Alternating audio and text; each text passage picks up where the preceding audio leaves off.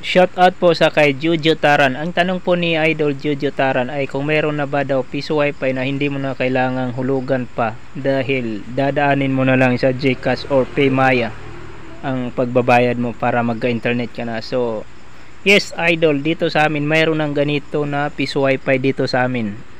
Dito sa amin mga Idol, itong piso wifi ko mismo, ganyan ang paraan kung maghulog ka dito or mag-connect ka dito sa aming piso wifi.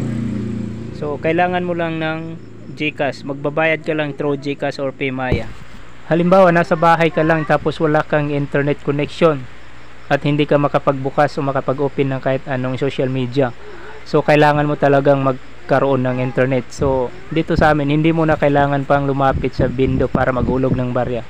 So kailangan mo lang magbayad through GCash. Halimbawa gusto mong magkaroon ng piso wifi or wifi connection na nasa halagang 10 pesos, so magbabayad ka lang through GCash or Paymaya. Pero dahil hindi mo ma-open yung GCash mo kasi nga wala kang internet, kailangan mo munang mag-manual hulog doon sa bindo para magkaroon ka ng internet at ma-open mo yung GCash account mo.